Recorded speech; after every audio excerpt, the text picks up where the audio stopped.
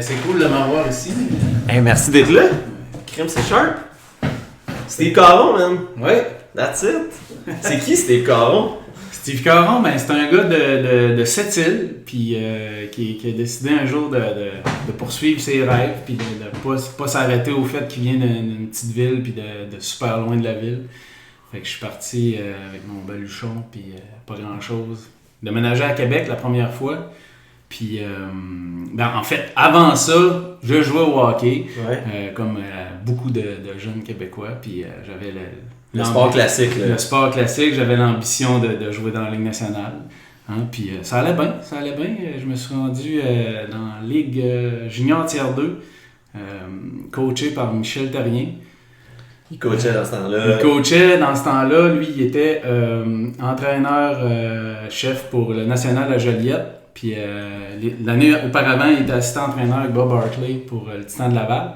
Bob Hartley est parti à Cornwall, dans la Ligue américaine. Michel Therrien est descendu dans le tiers 2, parce que le tiers 2, c'était juste un petit peu moins fort que le junior majeur. Puis il a entraîné là, il a coaché là à peu près 18-19 games. Puis le coach qui coachait le Titan de Laval à cette époque-là, c'était Jacques Laporte, qui était entraîneur du national à Joliette l'année d'avant.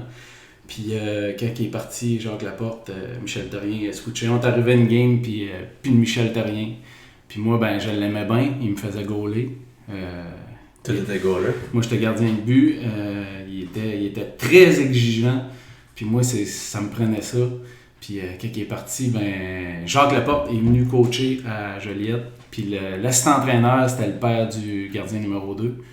Fait que la première game qui est là, je suis pas dans les buts. Je suis dans les estrades. Puis j'ai 18 ans.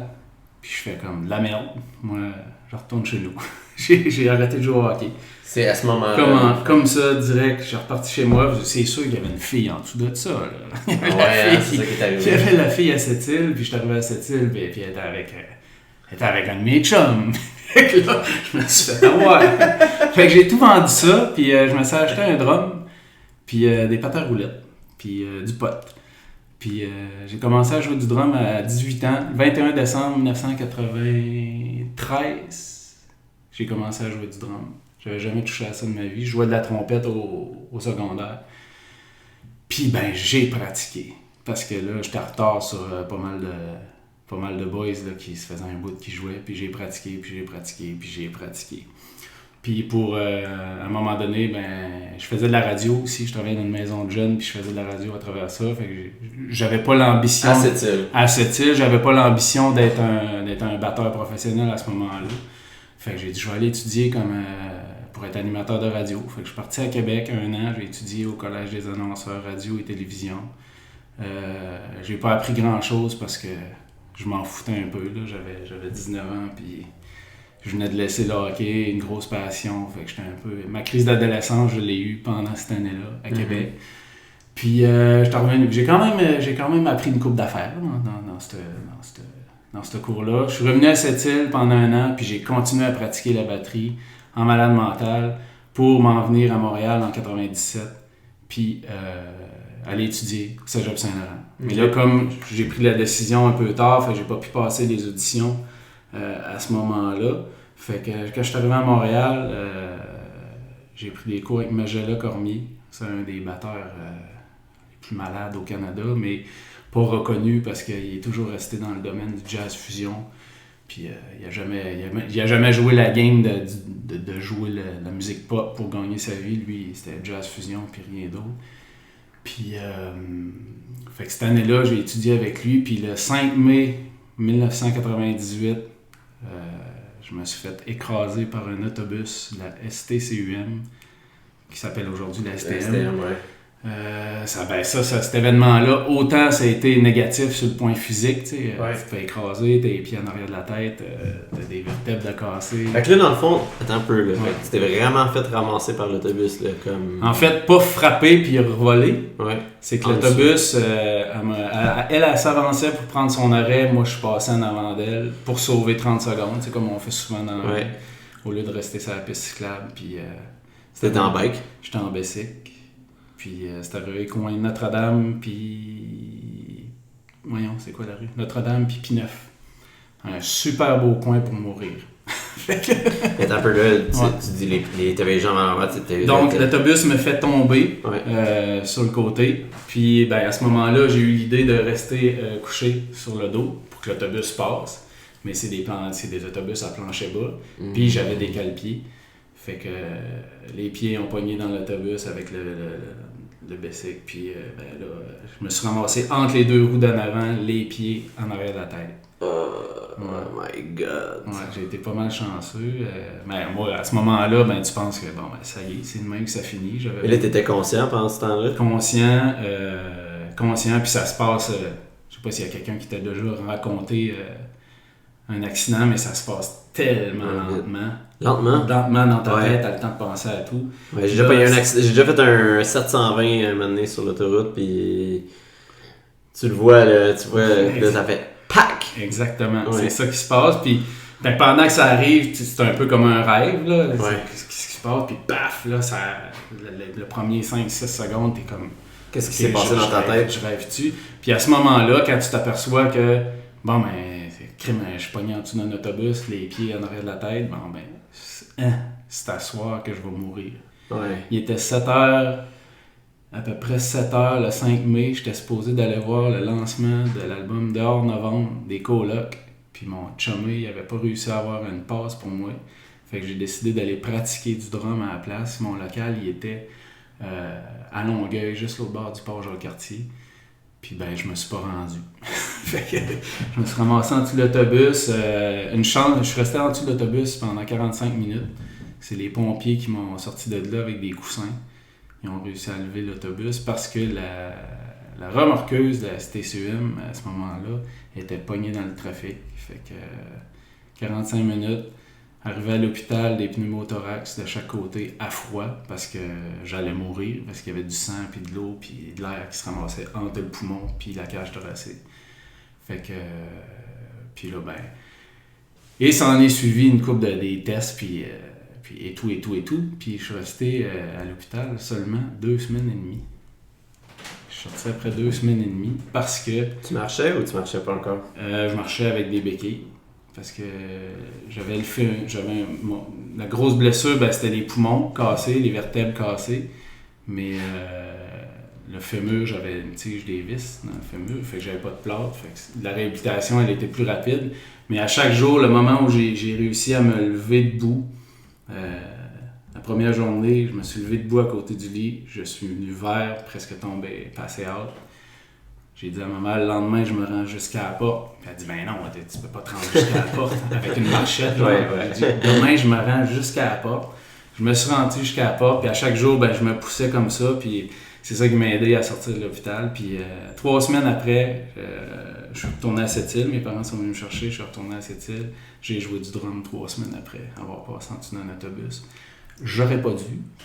Parce que ça a comme un peu régressé la réhabilitation, les côtes ont recommencé à faire mal, puis se casser des côtes, c'est pas mal l'affaire qui fait le plus mal par après, là, parce qu'à chaque respiration, tes côtes bougent. Mais 3 mois après, fait des shows, durant l'été, j'arrivais sur le stage en béquille, puis il y a du monde qui m'aidait à monter mon drum, et la vie s'est poursuivie, j'ai déménagé, je suis revenu à Montréal. Fait que t'es retourné à Sept-Îles justement pour ta réhabilitation. Exactement, je suis revenu à Montréal au mois d'août de cette année-là, 98. Puis j'étais allé voir ça, ce moment-là, ça a comme aussi changé ma vie. Mais avant, je veux parler comment que l'accident a changé ma vie. C'est que moi, j'ai jamais vu ça comme un événement négatif. C'est vrai? Ça a tout le temps été positif dans le sens, j'avais plus une scène avant ça. Cette journée-là, j'avais mon premier chèque de chômage parce que je m'étais fait mettre dehors d'un AEW. Je parlais pas anglais à ce moment-là. Fait que je savais pas trop ce que je m'en allais, à part le fait que je pratiquais du drum puis qu'il fallait que je me trouve une job-in pour payer mon loyer. C'était juste des affaires sketch. Ouais, puis ben heureusement, ici au Québec, on a la Société de l'assurance automobile du Québec. Fait que j'ai réussi à avoir des sous d'eux autres qui me donnaient de l'argent à chaque mois. Naturellement, c'était pas des gros montants parce que eux, au moment de ton accident, il te présume un emploi, puis comme ben, mon curriculum vitae, il était pas hot à ce moment-là. Joueur de hockey junior, C'est ça. les drummers. Ouais. Puis ils m'ont présumé un emploi, genre de préposé à la restauration rapide. Ce qui, par la suite, a joué en leur défaveur, puis je viendrai. Fait que je recevais peut-être 350$ par mois d'eux autres, tu sais. Ce qui, à ce moment-là, était juste assez pour pouvoir vivre, payer un loyer, puis acheter un peu de bouffe. Naturellement, mes parents m'aidaient un peu. J'ai eu cette chance-là. Puis ça m'a permis, cet accident-là, de juste pouvoir pratiquer du drum. Puis c'est ce que j'ai fait pendant 5 ans, non-stop, 12 heures par jour. 7 jours. Pendant que t'étais dans le fond, dans off, là. Pendant que j'étais en réhabilitation, puis pendant ce temps-là, quand je suis revenu à Montréal au mois d'août, je suis allé voir un show, je me rappelle plus où, c'était sur la rue Saint-Alexandre, le nom du bar, puis il y avait un gars, Jimmy James, un bluesman, puis le drummer s'appelait Denis Courchaine, puis j'ai capoté sur le drummer, puis j'étais allé le voir, j'ai demandé s'il donnait des cours, j'ai commencé à prendre des cours à chaque semaine avec lui, puis la SAC me payait des cours avec lui. C'est vrai? Ouais, pour me réhabiliter, Okay. trouver un nouvel emploi. Moi, j'ai réussi à me battre contre la SAC pour dire, OK, le prochain emploi que je veux faire, c'est musicien. Fait que ça a été dur de prouver que c'était un métier parce qu'il n'y avait pas ça dans leur barème. Puis, dans leur espèce de catégorie de... Exactement. Ben, il y avait ça, mais c'était musicien d'orchestre symphonique. Fait que tu peux être assis, tu sais, ça peut être relax. L'orchestre symphonique, c'est pas tu bouges pas, mais batteur, c'est une autre histoire. Fait que il me payait des cours. Avec Denis, lui, il était allé étudier au Drummers Collective à New York. Puis moi, j'étais comme, wow, New York, c'est malade, tu sais, mais je parle pas anglais, là, puis je viens de cette île. Fait que c'est loin un peu, New York. Il n'y a pas grand monde qui parle anglais à cette île. Ben, il y en a, mais tu sais, les cours d'anglais à l'école secondaire, c'était pas les gros chars. Puis moi, j'étais pas un élève modèle dans le sens, je pensais au hockey. Ouais. Moi, je voulais jouer au hockey, puis il n'y avait pas grand-chose qui m'intéressait d'autre que le hockey. Pas que j'avais des mauvais résultats, mais quand j'arrivais au cours d'anglais, fallait que le prof soit intéressant en tabarnouche pour que j'écoute. Ouais. Puis ça donnait que le prof de musique était vraiment intéressant. Fait que c'est pour ça que j'ai peut-être stické là-dessus. Ouais. Donc, prendre des cours avec Denis, j'apprends qu'il est allé étudier là, puis je fais des recherches. OK, c'est quoi cette école-là? Wow, ouais, moi aussi, je vais aller là. Puis le 16 janvier 1999, tu vas voir, moi, je me rappelle de plein de dates. Ouais, comment ça reste dans ta... C'est vraiment marquant pour toi? Je me rappelle de tous les gagnants de la Coupe Stanley à partir de 1979, genre, jusqu'à aujourd'hui. Fait que t'as comme cette mémoire-là. Moi, je sais pas pourquoi ça reste dans ma tête. Fait que le 16 janvier 1999, dernière partie de Wayne Gretzky à Montréal, juste au Centre Bell. Je vois les chandails des Rangers de New York, puis à ce moment-là, il y avait comme leur 3e chandail, c'était la Statue de la Liberté, le visage. Puis j'ai fait comme, OK, moi, je vais aller étudier à New York. Fait que le lendemain, je regarde le Drummers Collective, j'en parle avec Denis, oui, je regarde c'est quoi les auditions, fait que je me prépare pour aller étudier. Ouais, parce que là, il fallait vraiment que tu te fasses accepter rendu là. Exactement, puis je sais pas quel genre, si c'est tough rentrer là ou pas, fait que moi je me mets into it, on pratique, je pratique, il m'enseigne pour passer les auditions. Finalement, je passe les auditions, c'était des auditions, tu t'enregistrais en audio puis en vidéo. OK. Il y avait 2 sortes d'affaires, des solos de caisse claire puis jouer des tunes. Puis je me rappelle plus c'est quoi les tunes, mais en tout cas, bref. Il m'accepte. Il m'accepte début 2000. Mais là, je suis comme, OK, ça prend de l'argent pour aller là. Le cours, il est 20 000$ pour 6 mois. C'est ça qu'elle n'allait pas payer ça. Là. Non. Non, mais oui. Ils l'ont fait? Wow. Oui, parce que c'est ça, avec l'affaire qui m'ont pris, comme j'ai dit au début, que j'ai dit, OK, moi je vais être musicien. Là, eux, ils n'étaient pas plus ou moins d'accord, fait qu'ils m'ont fait passer des tests en ergothérapie. Genre, j'ai fait du tissage pendant 3 mois chaque matin pour voir si j'étais capable de faire des mouvements répétitifs, assis.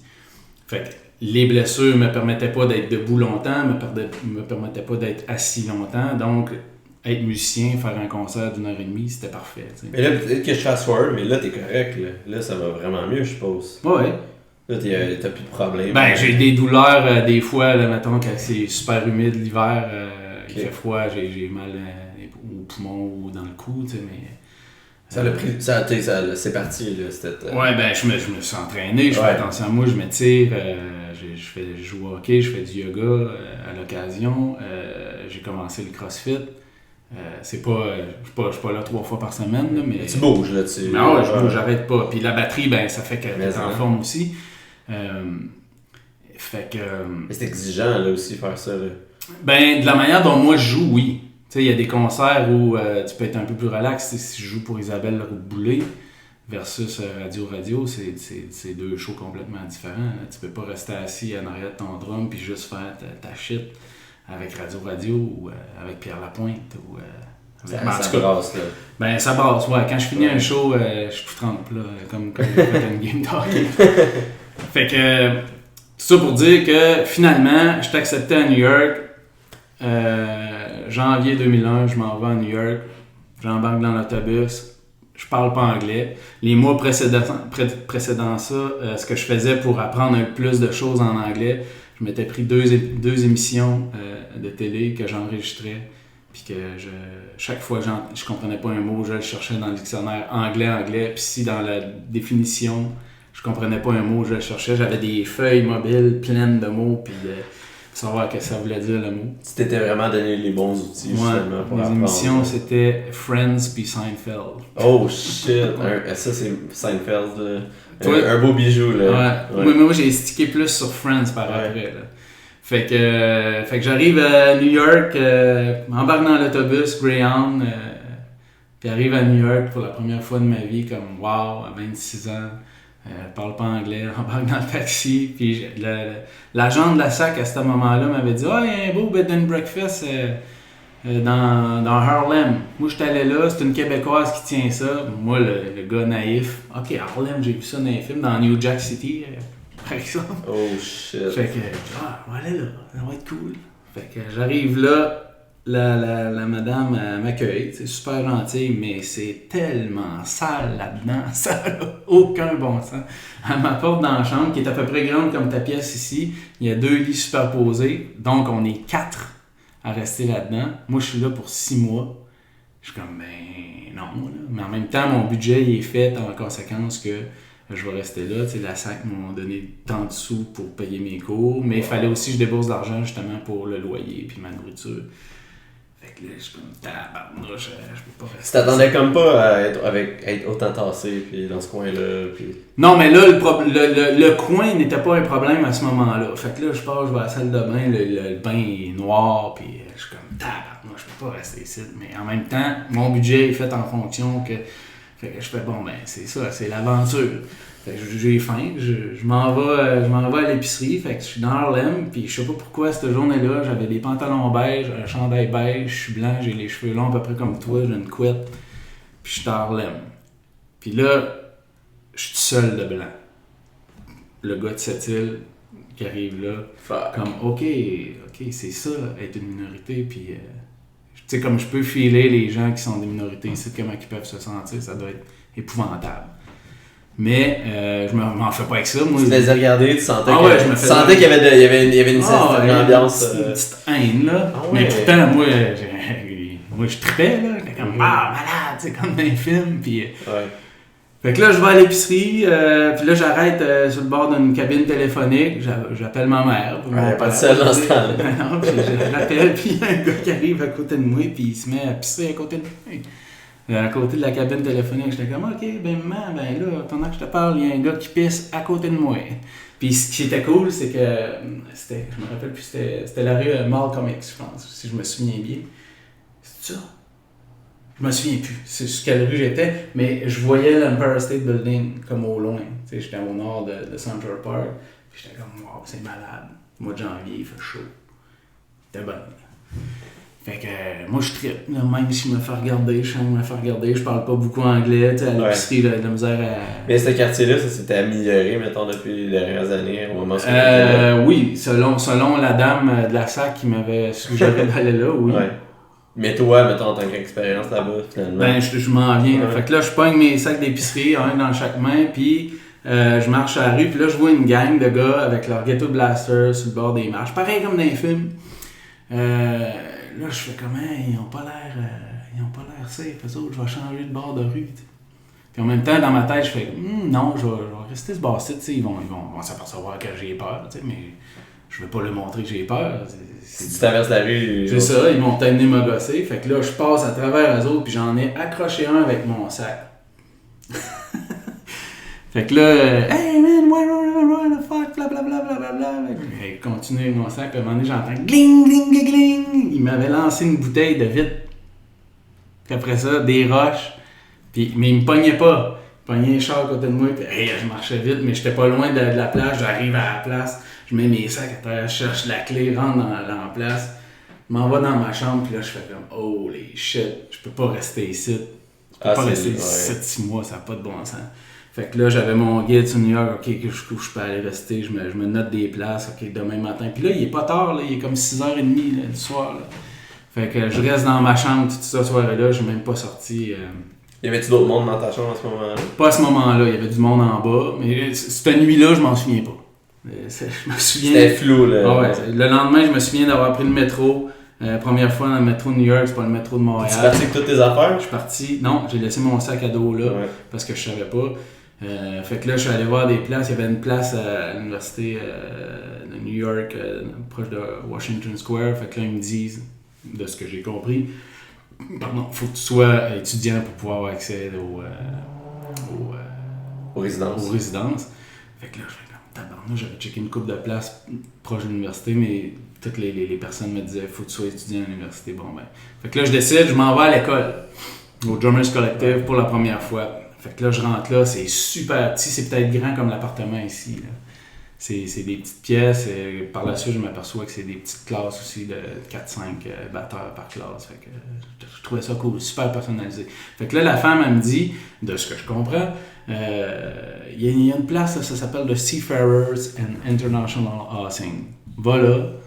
Puis, par contre, tu peux juste rester là 3 semaines. Fait que là, je me dis, bon, ça va être un début. Ce sera pour en attendant au pays. Fait que là, j'arrive là, j'explique, il dit « Ouais, pas de problème, c'est géré comme par des prêtres un peu, là. » Puis c'est un building, c'est à la 14e rue à New York, proche de Union Square. Super beau spot. Puis là, moi, je me vois là. Fait que là, il dit à chaque 3 semaines, il faut que tu sortes au moins une nuit. Moi, je dis « Pas de problème. » C'est vrai? Ouais. Je sais pas si c'est encore de même aujourd'hui, parce qu'ils veulent pas, parce que c'était pas super cher, c'était 50$ US la nuit, en 2001. Qui est quand même cher. Qui est quand même cher, mais... Pour New York, c'est pas cher. Ouais, pour New York, c'est vraiment C'est une pas chambre cher. privée, ça. C'est une chambre privée, toilette à l'étage, douche à l'étage, mais c'est hyper propre. Fait que j'ai eu une couple de chambres, puis à chaque fois que je sortais, à chaque 3 semaines, j'allais à l'Hôtel 17. Il y a des scènes d'un film de Woody Allen qui ont été tournées là. Mais ça, cet hôtel-là, c'est trash en tabarouette. ça sent le vice, là. Mais moi, je voulais avoir cette expérience-là, parce que c'était pas très loin non plus de... Fait que tu faisais une nuit là-bas, puis tu revenais. Ouais, j'en revenais. Je laissais mes choses, tu sais, je laissais mes choses au sous-sol. Les gars étaient super fins. À un moment donné, j'ai fini par parler en anglais, là. Puis j'avais pas le choix, non? J'avais pas le choix. Puis je laissais mes choses là, puis je partais une nuit, puis c'était une petite aventure, là, puis... Je trouvais ça bien cool. Puis, fait que c'est ça. J'ai appelé mon père. Bon, ben, il m'avait laissé une carte de crédit pour payer mes affaires, tu sais. Puis j'ai dit, ben, il va y avoir 3000$ de plus sur la carte, tu sais, parce que ça va coûter 3000$ de plus. Il n'avait rien dit. J'ai dit, je vais le rembourser. Je ne l'ai jamais remboursé. Un bon père, ça. ben, moi, je vivais pas avec mon père. J'ai vécu avec ma mère toute ma jeunesse. Mes parents étaient séparés. Fait que, tu sais, on avait une relation un peu comme ça, tu sais, il m'aidait de cette façon-là. Ma mère, c'était différent, tu sais, c'était pas monétaire, c'était plus de l'amour. Je dis pas que mon père m'aime pas, là, mais tu sais, dans ce temps-là, on marchait plus à l'argent que se dire « Hey, je t'aime », tu sais. Il y a comme je peux voir ce genre de relation-là avec les pères, des fois, là, ils ont... Mais une manière différente de le montrer. Ouais, mais super cool, tu sais, il m'aidait à sa façon, puis T'es reconnaissant. Je suis super reconnaissant aujourd'hui pour ça. Fait que je fais mon cours à New York, ça va bien. Puis j'ai réussi. Tout ce que j'ai fait à New York pendant le temps que j'étais là, c'est aller à mes cours, pratiquer du drum, marcher dans les rues de New York parce que j'avais pas beaucoup de sous, j'allais pas voir des shows. Fait que New York, je l'ai marché. C'est comme une ville. Je connais plus New York que Montréal aujourd'hui. C'est vrai? Ouais. T'as marché beaucoup, t'as un peu partout. Un peu partout. T'as-tu évité Harlem? Je suis pas retourné après. Pendant ce temps-là, je suis retourné plus tard. Ça s'était calmé, mais. Ouais. Si j'avais eu une place plus propre et plus cool, peut-être ça m'aurait pas dérangé, mais. Je sais pas, j'étais là 6 mois. Déjà que j'étais parti de loin. Là. Ouais. Pour moi, j'étais loin de chez nous. Là. C'est pas loin de New York, mais dans ce temps-là, c'était loin à tabarouette. Ouais. Fait que je suis parti de là en juin, juste avant les attentats. La dernière nuit que j'étais là, j'étais allé voir un show du Cirque du Soleil. C'était le Dralion qui était au New Jersey. J'avais rencontré le batteur qui était québécois au Drummers Collective, m'avait donné des billets. Puis ce qui est bizarre, c'est que quand je revenais sur le ferry, les tours jumelles avaient l'air d'être en carton. Moi, c'est la dernière image physique que j'ai de ces tours-là. Puis j'allais souvent dans ce coin-là parce que c'était pas très loin. Moi, ça m'impressionne. Les buildings, l'architecture, ça m'impressionne. Puis j'étais souvent dans ce coin-là. Puis c'est drôle que j'ai vu les tours. Ils sont en carton, moi, dans ma tête, là, être sur le ferry. Puis 2 mois après, ils ont tombé. Fait que c'était weird quand ils ont tombé. J'étais comme, wow. Toi, t'étais pas là à ce moment-là. J'étais pas là, mais ça faisait tellement pas longtemps que j'étais ça doit être choquant, ça pareil, comme un petit peu à chaque fois que mettons, tu vas en voyage à quelque part, puis finalement tu pars, puis là, tout d'un coup, il y a un ouragan ou des espèces de catastrophes de similaires. Là. Ça doit quand même être comme shit, j'aurais pu être là. Ouais, j'aurais pu être là. Puis, mais ce qui est une affaire, je suis content, c'est d'avoir vécu New York avant ça. D'avoir vécu New York avec ces tours-là. Parce que c'est pas pareil en ce moment. Tant que ça? Ben, c'est différent. Les fois que je suis allé, il manque un petit quelque chose dans la ville. Ah oui? La vibe a changé? Moi, je trouve que oui. Surtout dans ce coin-là, là, dans le Financial District. Qu'est-ce qui est différent? C'est-tu comme émotif, dans le fond, ce que t'as dans tes traits? Ben, là, j'ai l'impression que les New-Yorkais sont comme toujours un peu... voyons... Comment est-ce qu'on... Je cherche mes mots, là. Méfiant? Pas méfiant, c'est... Le deuil, il est pas fait. Ah ouais, tu le sens, ça. C'est une impression personnelle. Mais je suis sûr que t'es pas le seul, là. C'est une impression que j'ai. Tu sais, même tu vas voir ce qu'ils ont fait maintenant, le trou avec l'eau, puis moi, je suis pas capable de prendre des photos, là. Je peux pas. Ah ouais, parce que la dernière fois que je suis allé, c'est là, deux étés, je suis allé shooter un mariage là-bas. C'est trop émotif. Ben, par respect pour les gens qui sont décédés là. C'est la même chose s'il y a une place dans ma vie où je vais aller visiter, c'est Auschwitz. Parce que j'ai fait un rêve à un moment donné que c'était tellement réel, puis je suis convaincu que c'était arrivé. Moi, je crois à ces affaires-là. Je suis convaincu que c'est arrivé pour vrai.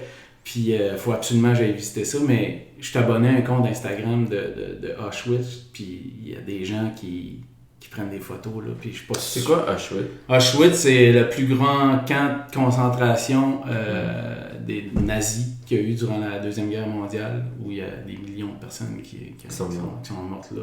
Fait que moi, je vois des photos. Il y a une photo en particulier qui c'est exactement ce que j'ai vu dans mon rêve, puis j'avais jamais vu des photos de ça avant. Ouais. Fait que c'est un peu weird, mais je serais pas capable de prendre des photos là. Tout comme les lieux de World Trade Center, je suis pas capable de prendre des photos là. Je suis capable de prendre des photos de la nouvelle tour, mais du Memorial. Parce que c'est pas des catastrophes naturelles, tu sais. C'est vraiment des catastrophes de cave. Ouais, non, tu l'as bien dit, c'est vraiment ça. Genre, comme, je peux pas croire que l'humain se fait ça à lui-même. Ouais. Mais c'est quand même quelque chose de spécial de savoir que, mettons, toi, t'avais habité là avant que ça soit passé, puis là, tu y retournes là, puis t'as vraiment les deux impressions, mais c'est comme tu disais, c'est vraiment toi, là, c'est à l'intérieur, puis je suis sûr que chaque personne qui a fait un peu le même concept, qui est allé à New York avant, puis que là, il retourne à cette heure, a des feelings partagés, si on veut, là. Mais mettons, moi qui y va après, je pourrais pas savoir, je pourrais pas vivre ça. C'est quelque chose que juste certaines personnes peuvent vivre une fois dans une vie. Mais c'est quand même une ville Ou tu me dis demain matin, tu peux aller vivre là, j'y vais en courant. C'est vrai? Ouais. Pourquoi? J'ai l'impression que cette ville-là, tout le monde dit ça, que tout est possible. Tout est possible partout, Oui. mais il y a une vibe dans cette ville-là où que j'ai l'impression que vraiment tu peux tout faire. Tu Là. te sens plus travaillant parce que tout le monde est travaillant là-bas? Oui, c'est un genre de vibe comme ça, tu sais, un peu comme Hard là, work pays off, là. Ouais, mais tu sais, comme, mettons, j'habite en dehors de l'île maintenant, question monétaire. Ouais. La vibe de la ville de Montréal me manque, ça me manque de sortir de chez nous, de prendre mon bike, puis de juste aller faire du bike dans la ville. Tu sais, l'énergie de la ville me manque. Il y a ça ici, mais là-bas, c'est multiplié par 1000. À toute fois que je vais là, quand je pars, j'ai comme un blues. Là, il me semble que je manque quelque chose quand si je suis pas là. Ouais. Puis je vais y arriver plus tard, mais je te dirais, j'ai comme un rêve là, maintenant où je suis rendu dans ma vie, puis c'est pas mal par là que ça va se passer. C'est vrai? Ouais. J'aimerais ça retourner là-bas. Pas nécessairement à y vivre, mais travailler là, parce que maintenant, avec la musique, ça fait plus que 20 ans que je gagne ma vie avec la musique. Depuis 2 ans, j'ai eu moins de shows. Tu sais, moi, j'ai stické pas mal avec Radio depuis 8 ans. Ok, ça fait 8 ans que t'étais avec Commander. Ouais, j'ai fait 8 ans, puis là, ils font moins de shows. Cette année, tu vois, on a eu 2 shows. Fait que il a fallu que je me recycle. Il y a 5 ans, j'ai suivi un cours de designer graphique, puis à travers ça, avec les premiers clients que j'ai eus, ils m'envoyaient, mettons, je fasse des pamphlets, les photos, c'était de la marde. Fait que j'ai dit, man, je vais apprendre à faire de la photo. Puis c'est quelque chose qui m'allumait aussi. Quand j'habitais à New York, je m'achetais des caméras jetables, puis j'en ai pris des photos. Là. Puis je trippais là, à aller faire développer mes photos, à regarder mes photos, puis wow. Puis c'était pas mal les photos, tu sais, sans même avoir aucune technique là, de photographie. Fait que quand j'ai vu ça, comme le drum, je me suis mis à fond là-dedans. Puis j'ai appris. Il fallait que j'apprenne vite parce qu'il y en a des photographes. Là. Si je voulais faire des sous avec ça, il fallait que j'apprenne vite parce que j'avais plus de show de musique. Fait que j'ai appris vite. Aujourd'hui, je suis fier de dire que je gagne principalement ma vie avec la photographie. Quand j'ai vu ça 20 ans que je joue du drum. Puis ça me tente encore de faire des shows, jouer du drum, mais je sais pas si ça me tente de faire juste ça. En fait, je le sais, ça me tente pas. T'es un artiste dans l'âme, hein? Ouais, mais ce qui est le fun avec la photographie, puis que je me suis aperçu aussi avec le design graphique, c'est que je ne créais plus. Parce que quand t'es musicien pigiste, puis tu joues comme j'ai joué avec Pierre Lapointe, Alexandre Desilets, Amélie, j'ai joué une couple de shows avec les 3 gars sur le sofa, Radio pendant plusieurs années, tu joues la musique des autres. Tu crées pas. Puis moi, je suis pas un drummer de studio, je suis un drummer de scène. Fait que je suis pas appelé à aller dans le studio et à créer des parts de drum pour T'aurais pas pu ou t'aurais oui, j'aurais pu, mais tu sais, il y en a qui sont meilleurs que moi pour faire ça, puis chacun sa shit. Là. Moi, j'aime ça être sur un stage puis donner un show. T'sais, moi, je veux que la personne qui me regarde faire un show, même si c'est pas moi l'artiste, elle finisse par me regarder. Pas parce que je veux être connu, là, juste parce que je veux qu'elle arrête de penser à ses problèmes puis qu'elle ait juste comme 1h30 de bonheur. Puis que... C'est ça la musique un peu, hein? Ça te fait un peu oublier. Pour les gens qui viennent voir des shows, moi, les personnes qui viennent me voir après les shows, après avoir été voir les chanteurs puis faire des photos avec eux autres, ils viennent me voir puis ils me disent « Hey, c'était cool parce que on pense à rien d'autre, puis c'est cool de te voir jouer, t'as l'air d'avoir du fun. » Mais tu sais, j'ai pas juste l'air, j'ai du fun. Ouais. Mais c'est cette vibe-là que je veux que ces gens-là, ils sentent. Fait que c'est pour ça que je me donne. C'est pour ça que quand je finis un show, mes souliers sont 30, tout est 30. Il y a de la rouille sur mon drum parce que je suis sur mon drum. Mes cymbales sont pleines de verre de gris parce que je suis sur mes cymbales. Mais j'avais jamais pensé à ça avant, mais à chaque fois que je vais voir un show, puis je vais pas en voir souvent, j'ai un bon hype pendant une semaine ou 2 après. J'ai une inspiration plus élevée que si je n'étais pas allé. Si le band a fait sa job, ouais. Si le ça band me fait est l'artiste, ouais. Ça me fait ça, j'en reviens, là, puis je suis comme, j'ai goût, là, tu sais. C'est parce que les artistes, ils ont tout donné sur scène, puis ils t'ont livré de quoi pendant 1h30 de temps, comme...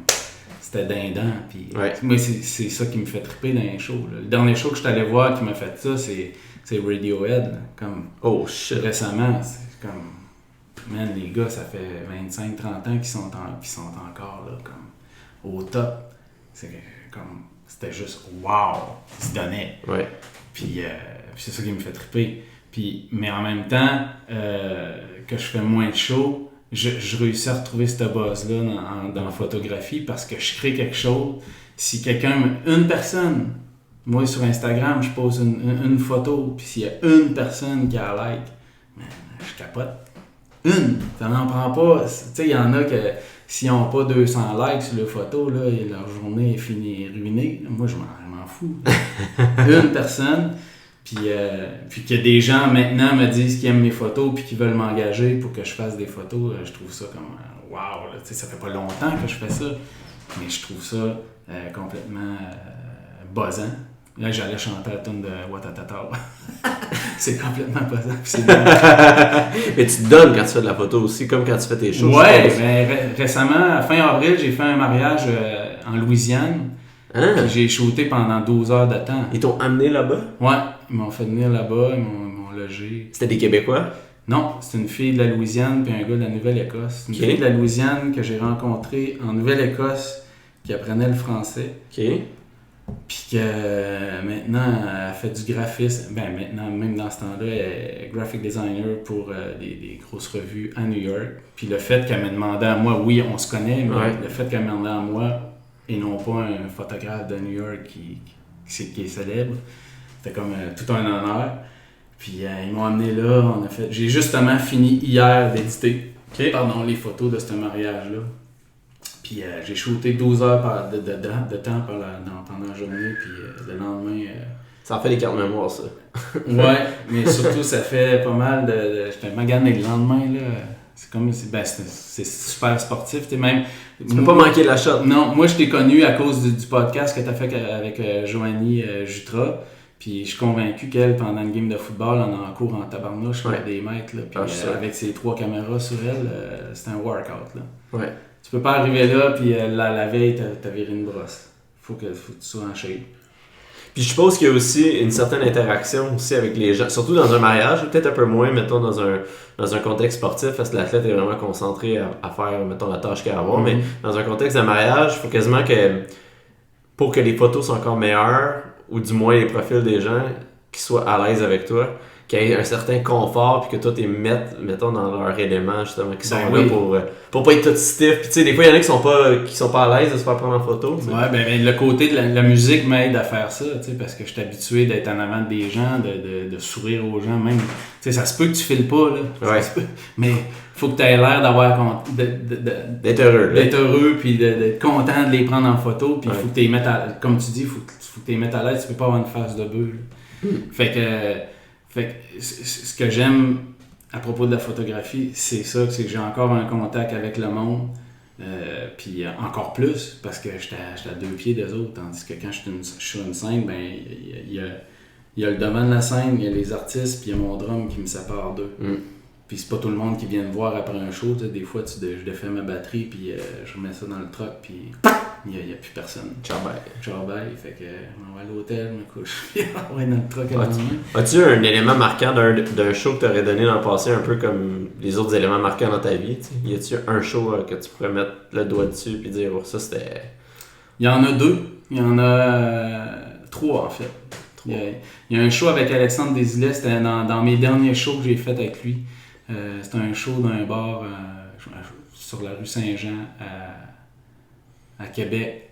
Il y a une toune, j'ai eu un buzz là, c'est la seule fois que c'est arrivé dans ma vie, un buzz de musique qu'on jouait, puis que là il y avait comme une symbiose entre tout le monde, c'était malade. On s'est tous regardés à ce moment-là, puis on a fait comme oh my god, qu'est-ce qui se passe là, ça. Je me souviens plus du nom du bar, mais ça va rester dans ma mémoire pas mal longtemps. Puis ça arrive pas souvent aux artistes? Ben, c'est arrivé une fois à moi dans ma vie. Ce buzz-là de symbiose totale avec tous les musiciens, c'est arrivé une fois, cette fois-là. L'autre chose, c'est mon premier show avec Pierre Lapointe. Je remplaçais le batteur Tony Albino, qui est le gars qui joue à Belle et Bonne. Okay. Le gros black qui est en arrière, puis c'est un drummer de malade mental. Puis le dernier show qu'il avait fait à Pierre Lapointe, avant ce show-là, j'étais spectateur, c'était un show au Festival d'été de Québec. Puis 2-3 semaines après ce show-là, je reçois un appel du gérant de Pierre Lapointe. Écoute, telle personne m'a donné ton nom, on cherche un batteur pour aller faire 20 shows en France. Est-ce que tu es disponible?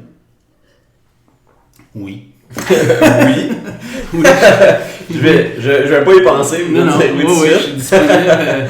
Fait que là, ok, je vais te donner le contact du chef d'orchestre, je vais t'envoyer les tapes pour que tu apprennes ça. Fait que moi, je savais que c'était Tony Albino qui avait joué ce show-là, puis c'est tout un batteur, parce que lui, pendant que je pratiquais du drum, après dans mon 5 ans, que je pratiquais 12 heures de drum par jour, à tous les mercredis, j'allais d'un bar voir le band Café Soul. OK. Que Tony Albino jouait là-dedans. Il jouait des tunes Stevie Wonder, Michael Jackson, Prince. Puis Tony, il avait un hi-hat, une caisse claire, puis un bass drum. Puis je sortais de là, j'étais comme, ok, on va pratiquer. Il me mettait à terre à chaque fois. Fait que là, de remplacer ce gars-là, j'étais comme, oh mon Dieu, ok, il faut que je pratique. Puis là, j'avais 3 semaines avant le départ. Fait que je me suis charté les tunes, ils m'ont donné le tape du show. Puis j'ai monté les chansons. Aziz, ce que lui faisait. Pas ce qu'il y a sur les disques. Aziz, les mêmes passes de drum, tout. Puis c'était tout du vocabulaire que j'avais pas dans mes mains, puis que j'étais allé chercher en faisant ça. Moi, j'étais genre de freak, là. Tu sais, comme, ok, je remplace Tony. Quand je vais jouer, je veux pas qu'il y ait aucun doute dans leur esprit, que le Ben puis Pierre soient comme confiants. Fait que, pratique. Pas de répète à Montréal. On s'en va à Paris. Moi, je les avais rencontrés juste une fois parce que j'avais joué dans le clip de sa chanson Le bar des suicidés. Il avait besoin d'un batteur. Puis Tony, lui, il s'en foutait de ça. Fait que tout le band était là, puis moi, je remplaçais le batteur. Puis c'était la seule fois que je les avais rencontrés. Fait qu'on part en France avec eux autres, une maudite belle gang. Ça faisait 10 ans qu'ils jouaient avec Pierre. Fait que moi, je rentrais comme dans une gang hyper solide, puis ils m'ont fait sentir... comme un des leurs là, super rapidement. Fait que là, on arrive à Paris, le lendemain on a une répète. Puis le surlendemain, c'est le show. En fait, c'est le lancement de son album Sentiment humain à Paris. Fait que dans répète, je connaissais plus les tunes qu'eux autres. C'était comme wow! C'est comme je me souviens plus, toi tu fais ça. Parce que je les avais tellement pratiqués pendant 3 semaines. Ouais, c'était fresh dans ta tête. Oh my god! Fait que déjà là, j'avais marqué des points, mais tout en étant hyper stressé. Parce que pour moi, c'était quand même très gros. Là. Pierre Lapointe, c'est comme le gros artiste au Québec à ce moment-là. Puis encore aujourd'hui. Ouais. Fait que le lendemain, première rangée en avant, Luc Plamondon. Puis c'était une petite place, qui s'appelle la Boule Noire. C'est une place qui rentre pas au grand monde. Luc Plamondon. On arrive sur la scène, puis la première tune, c'était une tune super punk. Fait que j'avais une gomme dans ma bouche, puis elle a collé dans le fond de mon palais, on va te dire. Puis de salive dans la bouche à cause de la nervosité. Fait que je joue ma tune, tout va bien, tout se passe bien. Fait que ce show-là, pour moi, ça va rester gravé longtemps parce que il y avait tellement de stress, puis il fallait que je performe. Puis là, tu sais, Luc Plamondon, Pierre Lapointe. Ça arrive-tu des fuck-up que, mettons, le public se rend pas tant compte ou se rend pas compte du tout, mais que vous savez? Oui, ça arrive que le public se rend compte. Exemple, l'an passé, 15 août, à Dieppe, avec Radio, on fait le test de son super tôt le matin. Toute la journée, il y a eu des tests de son. Il y a les performances avant nous autres. On arrive au show. Le show était capté par Radio-Canada. On arrive sur scène. Mon soundman vient sur la scène. J'ai dit, on fait un line check. Un line check, c'est regarder si toutes les lignes fonctionnent. Tu mettons. Ouais. Souvent dans les shows, tu vas voir, il y a un gars qui va sur scène, tape ça, tape sur le drum, joue un peu de guitare, juste pour vérifier si tout fonctionne. Il dit non, on n'a pas le temps. Ah, tabarnak. Puis Radio, c'est un drum, un guitariste, puis des séquences. Ben, les séquences, ils marchaient pas. Ça se rendait pas. Fait que pendant 3 tunes, Radio-Canada, il y avait un feed de une guitare, un drum, puis 2 gars qui rappent. Les gars, ils étaient pas contents. Mais ça a été je pense, une erreur. Ça, c'est le public qui s'en est rendu compte. Ça, c'était une erreur de leur part, je pense, Ouais. de me faire sentir comme « Hey, qu'est-ce qui se passe? » Puis de montrer au public qu'il y a un fuck. Ouais. Comme c'était une erreur. Mais finalement, pendant une tourne, de plaque j'ai réussi, on a réparé ça, mais ça n'a pas été un show super à la fin. Ouais, c'était un autre moment marquant, mais moins. Ça, c'était marquant. Puis un moment marquant avec Radio, c'était un show francophonie, 100 000 personnes, un vendredi soir, température parfaite. C'était malade. Ouais. Puis de jouer la chanson Guess What, qui est un backbeat, comme la chanson Billie Jean. Moi, je suis un fan fini de Michael Jackson. Puis c'est moi comme tout seul qui part avec la guitare. Puis voir le 100 000 personnes qui ont les mains comme ça c'était fou dans la tête. Ça, c'était un beau moment. Fait que, c'est comme c'est tous des rêves que j'avais quand j'ai commencé à jouer du drum. Moi, je pratiquais du drum, je fumais un peu de pot dans ce temps-là. je m'imaginais ça, jouer comme devant 100 000 personnes du drum, puis puis là, ça se passait pour vrai, tu sais. Puis ça s'est pas passé juste une fois, parce que j'ai tapé. Ça s'est pas passé juste une fois dans ma carrière, à venir jusqu'à maintenant, puis c'est exactement ce que je m'imaginais. Est-ce que ça t'est déjà arrivé, mettons, de te faire offrir des contrats, puis que t'as refusé parce que justement, ça te tentait pas de jouer, que c'est pour ces gens-là? Ou... C'est arrivé, là, 3 semaines. Ah, c'est vrai? Ouais. Ben, ça te tentait pas à cause que là, t'es plus dans la photo? Exactement. Ok. Pas parce que t'aimais pas le band? Ou... Non, je prenais des photos francophonie récemment, puis j'ai vu des gars qui dansaient du breakdance, puis moi, ça m'impressionne parce que je trippe sur Michael Jackson, fait que je commence à prendre des photos d'eux autres, puis là, il y a un personnificateur de Michael Jackson qui arrive puis qui danse pareil comme Michael, fait que je capote.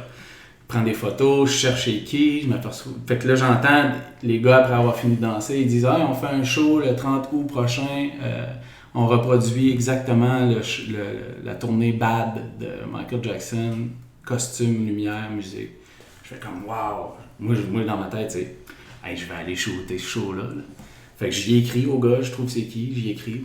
Puis il me dit « Ah ouais, ça pourrait être cool. » Puis finalement, il me réécrit pour « Hey, j'ai vraiment de quoi te demander. » Faudrait qu'on est en train de régler les dernières affaires pour le show. Fait qu'il m'offrait de faire le show parce que son batteur est tombé malade à la dernière minute. Fait que là, c'est jouer du Michael Jackson. Fait que tu fais ça? Non. Finalement, tu feras pas. Ok. Est-ce Non, que ça te déchire, par exemple, quand tu décides ça? Pas du tout. J'y ai réfléchi, tu sais, j'ai fait « Ok, ça me tente-tu de monter comme 25 tonnes pour un show? » Parce que c'était pas une tournée, là. Parce que toute la préparation, t'es pas payé, entre guillemets? Entre guillemets, ouais. Pas que ça m'intéressait pas musicalement, écoute, c'est Michael Jackson, tu sais. Ouais. Mais pour un show, je sais qu'est-ce que ça demande comme temps. Ouais. Tu sais, comme les gens, ils pensent qu'on arrive là, puis on sait les tunes tout de suite, là, mais il faut que tu te prépares, là. Puis quelqu'un un artiste qui part en tournée, là, il en a mis en maudit du temps en arrière, là, pour se rendre là, tu sais. S'il y a des lumières, tout ça, il y a vraiment beaucoup de travail, puis c'est pas à ce moment-là que ça paye le plus. Tu sais, t'es payé pour ton show, mais t'es souvent et t'es jamais payé pour ce que tu fais pour te préparer pour le show. C'est un peu ça, le domaine artistique en général. Ouais. C'est comme quelqu'un qui est comme c'est vraiment un job de 9 à 5 qui implique pas justement ce genre de risque-là. Ben, comme ma copine, elle travaille à Radio-Canada au réseau de l'information. Quand elle a fini son show, là-bas, elle revient à la maison, elle a fini. Moi, j'ai jamais fini. Non. Puis ça tourne là-dedans. Ça tourne à chaque minute de la journée, tu sais. Puis comme récemment, il y a quelqu'un qui m'a appelé pour shooter un mariage pendant 3 heures, tu sais. Normalement, un mariage pour 4 heures, je demande 1850. Parce que je sais c'est quoi la job. Ouais, parce que c'est pas juste les heures de mariage, c'est tout après. Après, puis c'est tout ce que tu as mis comme temps avant aussi pour apprendre comment faire le mariage, tu sais, puis l'équipement que tu achètes, le monde n'y pense pas à ça. C'est drôle, le monde, tu sais, comme Joanie dans son podcast, elle disait qu'il y avait plein de photographes qui chargeaient pas assez cher, puis que ça nuisait, puis c'est vrai que ça nuit. Charge, tu le vaux. Fait que moi, tu sais, j'ai dit, OK, je vais vous faire un bon prix, je vais vous faire ça à 600$. Ils trouvaient ça encore cher pour 3 heures de job de photographie. Après ça, il faut que j'édite. Après ça, il faut que je paye mon abonnement à Adobe. Il faut que je paye mes appareils, que ça m'a coûté 15 000$. Ouais. Tu sais, le monde pense pas à ça, mais le monde, ils vont jamais dealer la pinte de lait à l'épicerie. Là. Mm-hmm. 4,99$ la pinte, t'apprends, t'arrives à la caisse, t'as la paye, tu t'astines pas. Pourquoi tu t'astines pour quelqu'un qui t'offre ses services? C'est comme toi, t'es entraîneur. Ouais. Y a-tu du monde qui te deal ou qui trouve ça cher? Absolument. Ben, c'est ridicule. Mais ça, puis tu sais, c'est un autre sujet qu'on pourrait parler pendant des heures, là, mais ça, c'est comme la seconde que tu te mets, puis tu sais, je l'ai fait l'erreur dans le passé, la seconde que tu te mets à hésiter, puis à accepter que tu vas te faire dealer, c'est la seconde que la personne perd confiance en toi, qu'elle deal ou qu'elle deal pas. Puis dans le fond, la seconde que tu mets un prix fixe, puis tout ça, puis tu sais, c'est ça que ça vaut aussi. Quand tu penses à ça, c'est les heures de préparation aussi pour qu'est-ce que tu vas faire pour l'heure qui va suivre, c'est la location du local, c'est les taxes que tu as à payer à la fin de ton année. Exactement. C'est tout ça, un année au bout de la ligne, c'est des choses qui se comptent pas, mais oui, c'est classique, puis je pense que c'est classique, peut-être pas nécessairement juste dans le domaine artistique, mais aussi dans le domaine du travailleur autonome classique. Il n'y a pas comme de barème. Ouais. Puis, tu sais, comme il y a un photographe que je suis, il prend des super bonnes photos, il charge 60$ pour une session de photos. C'est ridicule. C'est pas assez cher.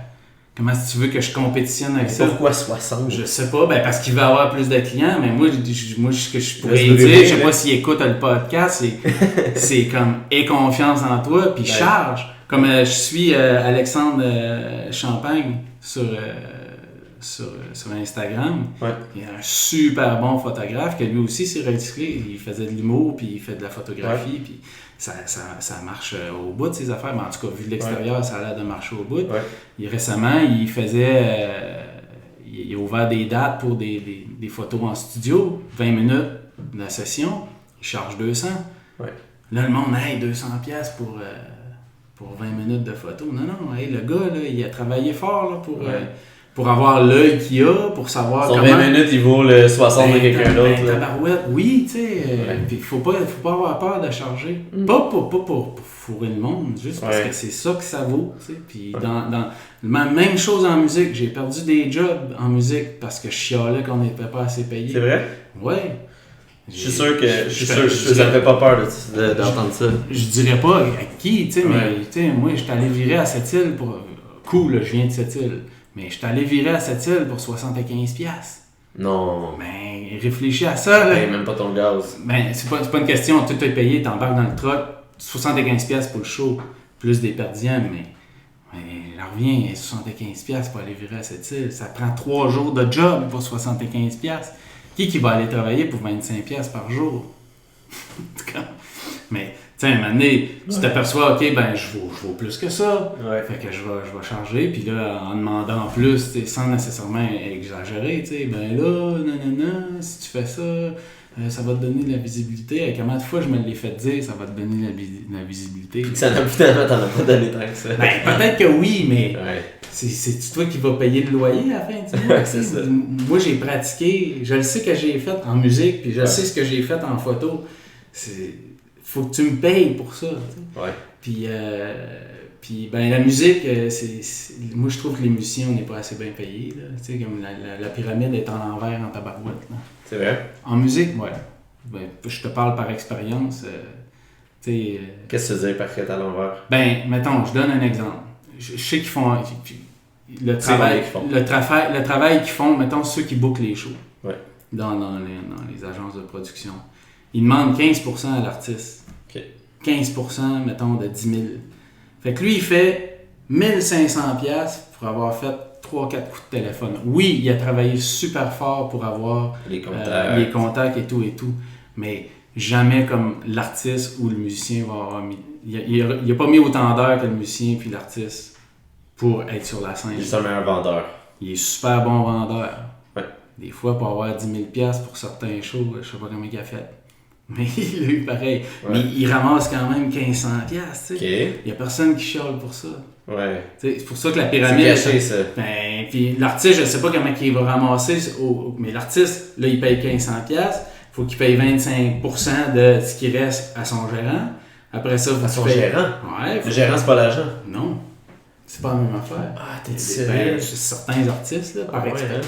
Parce que moi, ce que j'ai vécu, puis ce que j'ai entendu parler, Après ça, l'artiste, il faut qu'il paye le gaz, le camion, les hôtels, les per diem, les salaires. Ça, c'est pas géré par l'agent, les gérants, tout ça? Oui, c'est géré par ça. Mais il y a pas mal d'argent qui décolle avant que les musiciens soient payés. Ouais. C'est comme la dernière affaire qui... C'est la dernière personne qui est payée. Puis, moi, je me suis déjà fait dire hey, tu sais, vous êtes un band. Non, on n'est pas un band. On n'est pas un band. Si tu me payes ça, tu me payes, mettons, 150$ par show, mais quand il va faire plus d'argent, tu vas encore me payer 150$ par show. C'est pour ça que maintenant, je veux 250-300$. Ouais.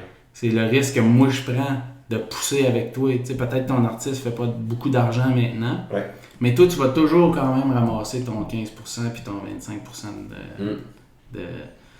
de gérance. Fait c'est pour ça que je dis que la pyramide est à l'envers. Est-ce que c'est ces mini-frustrations-là qui ont fait en sorte que tu as cherché autre chose puis que la photo est comme arrivée un petit peu, ou c'est vraiment naturel? Tu sais, c'est vraiment par quoi? Non, ces frustrations-là, ils vont toujours être là, dans le sens, c'est ça le business, puis si t'es pas content, va ailleurs. Là, moi, j'ai accepté ça parce que c'est ça, t'as quand même pas le choix. J'ai essayé, tant bien que mal, d'avoir des meilleurs salaires. J'ai été super chanceux, j'ai joué pour des artistes par après qui m'ont super bien payé. T'sais, Pierre, il paye super bien. Radio, je pense que je suis le musicien le mieux payé au Québec avec Radio.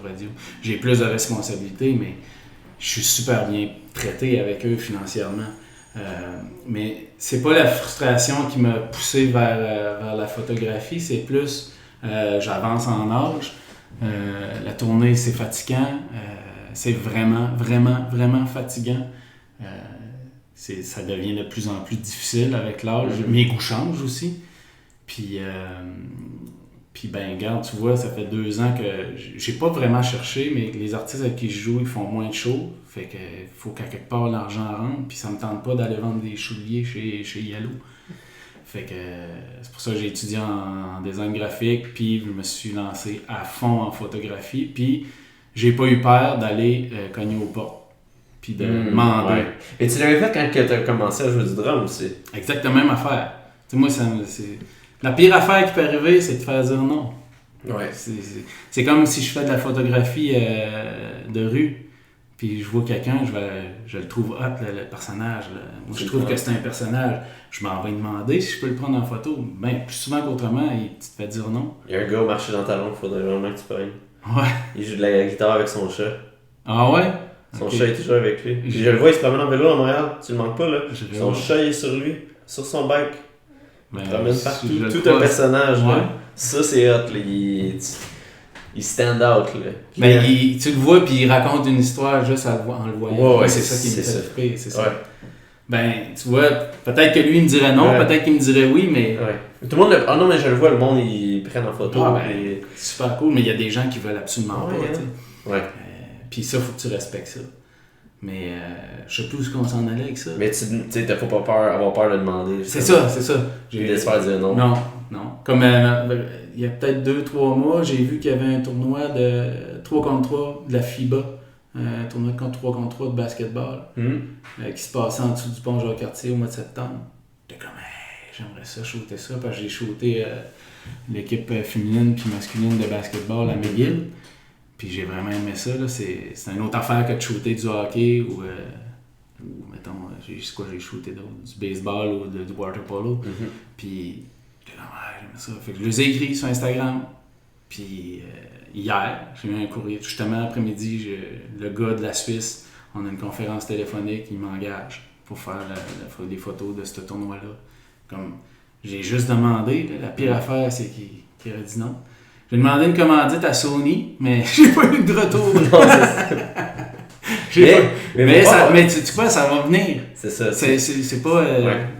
comme Joanie, là, est commanditée par Lozo, tu sais, elle se fait aider, tu sais, c'est sûr qu'elle doit payer une cote, mais elle paye pas full price, puis elle a travaillé en tabarnouche là, pour avoir ça, là.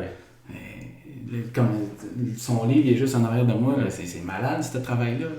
Ben, je sais pas si j'en ai déjà parlé dans un vieux podcast, mais un gars venu me reprocher, il pensait que je faisais plein de cash avec ça. Puis qu'il y avait plein de commandites qui donnaient plein d'argent, puis j'ai comme... C'est des dépenses, mon chum. Mais ça va venir. Eh oui, c'est ça.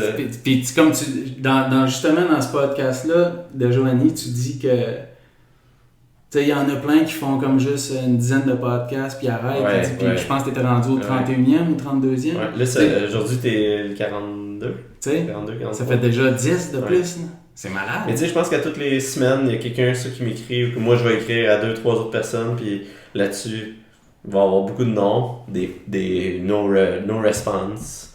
Puis tu sais, faut y aller avec ça, il faut l'accepter. Mais tu demandes, puis moi j'ai tout le temps fonctionné de même, puis ça m'a amené jusqu'à maintenant à des bonnes places, comme ma blonde. Je la connaissais pas. Ma blonde, je l'ai rencontrée sur Facebook. Je m'en allais faire un show à Trois-Rivières, puis mon coloc il dit « je connais une belle fille à Trois-Rivières. » Je dis « c'est quoi son nom? » Il me dit son nom. Ouais, elle est belle. Fait que j'ai demandé comme amie, puis elle m'a répondu si tu veux, toi, t'es qui? Mais je pense que j'ai réussi à l'avoir parce que. T'es déterminé, là? J'étais super déterminé. Elle tripait sur Pierre Lapointe. Fait que moi, je jouais avec Pierre Lapointe, ça m'a sûrement aidé. Merci, Pierre. Merci, Pierre Lapointe. Ouais. Faudrait que je lui demande de venir, voir si ça tente. Je sais pas si c'est son genre faire du podcast. Je sais pas si j'ai bien genre. Mais, je vais demander. M'en-dis. Ouais, je le vois souvent. Fait que... Il est tellement, comme je te disais avant le podcast, il est tellement humain, ce gars-là, généreux. Tu lui diras que tu m'as vu. Oui. Je suis curieux. Tantôt, tu disais, puis t'es pas revenu là-dessus, mais ça m'a marqué. Tu disais que tu te dirigerais probablement pour retourner à New York. Oui. C'est quoi à partir de maintenant, avec la photo, avec la musique, c'est où que tu t'en vas justement dans les années à suivre? Ben, la musique, je le sais pas, parce que je focus un peu moins là-dessus. La photo, comme il y a plein de photographes, comme, mettons, je reviens tout le temps à Joanie parce que tu l'as eu en entrevue. Elle s'est spécialisée dans la photographie sportive de football. Moi, je ne sais pas si j'ai envie de me spécialiser dans un truc en photographie parce que, comme en musique, j'ai touché à tout. J'ai jamais focusé sur un style en particulier. Puis dans la photo, il y a tellement d'aspects le fun dans chaque truc de photo. Peut-être que je ne deviendrai pas le meilleur, bien sûrement.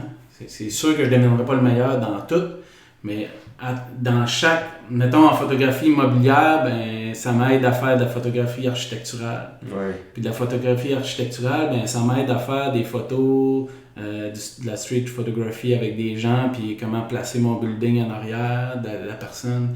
Fait que chaque aspect m'aide, mais comme mon rêve de photographe, c'est qu'un jour, il y ait une photo que j'ai prise sur un billboard à New York. Puis ça va arriver. C'est sûr. Je sais pas dans combien d'années, mais ça va arriver. Moi, j'aime ça. Ça, c'est mon rêve, puis ça va arriver. Puis je te le dis, puis j'ai des frissons, parce que j'y crois tellement. Je pense que j'ai les... Ben, il faut que tu le vois. Puis si tu le vois, ben, il y a beaucoup plus de chances que si tu te dis que tu le feras pas. Ben, je le vois, puis la vie, elle m'apporte des choses qui semblent vouloir aller par là. Je te donne un exemple. Il y a 2 semaines, j'étais en Nouvelle-Écosse. On est allé un samedi, mon chummy avec qui j'étais pour ce voyage-là, il fait de l'escalade.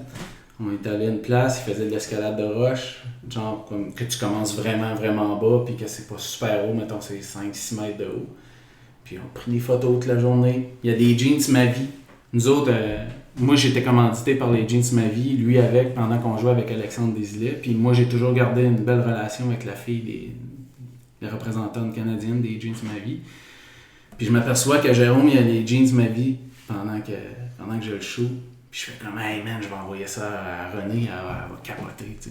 Je l'ai envoyé, elle a capoté dessus, elle a envoyé ça au président de Ma Vie. Le président de Ma Vie, il capote. Fait que là, elle est en train de m'aider à essayer de faire une pub pour Ma Vie parce qu'ils ont sorti une nouvelle jeans comme super stretch. Comme ça serait la parfaite pub pour ces jeans-là. Fait que Bijou.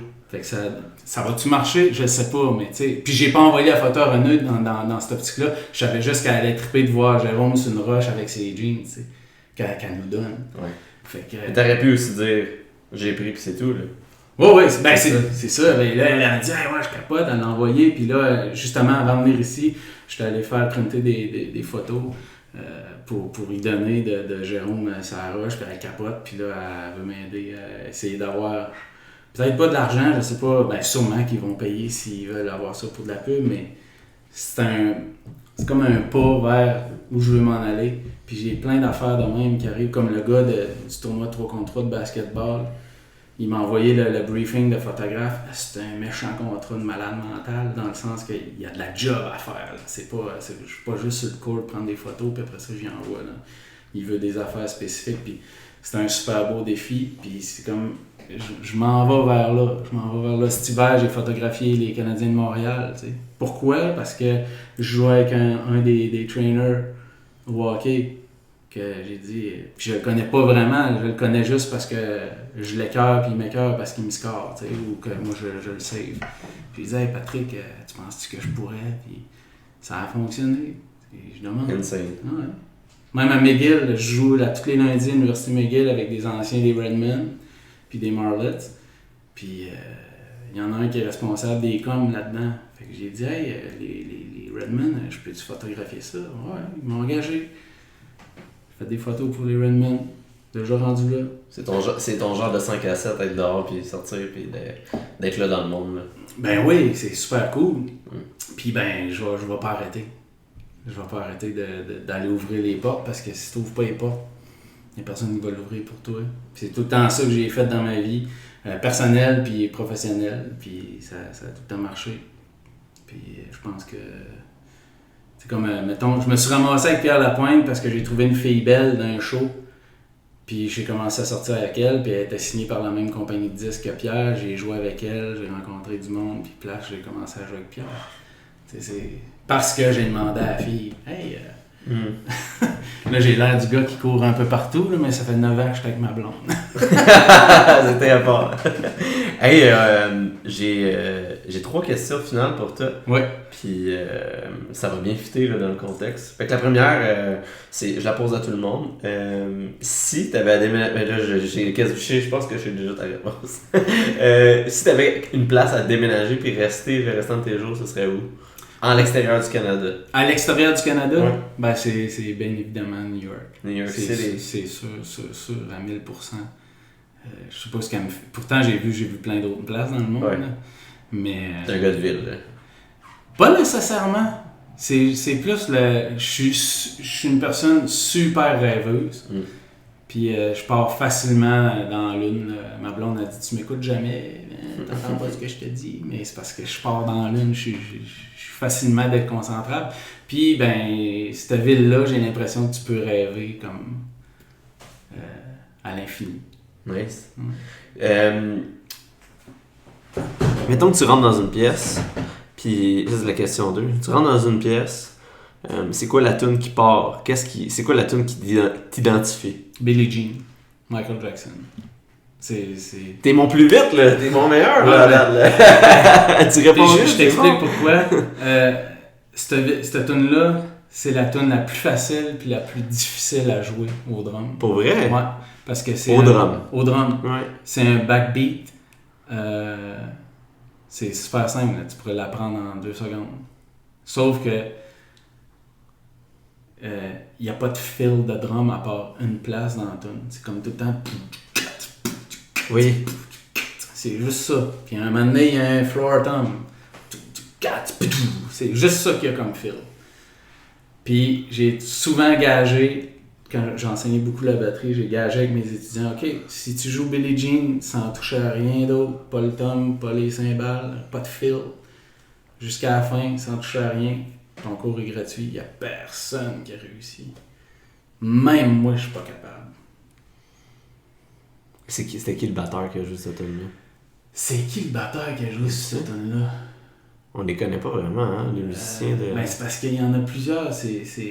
J'aurais tendance à dire que c'est Sugarfoot. Je sais même pas je me rappelle plus de son vrai nom.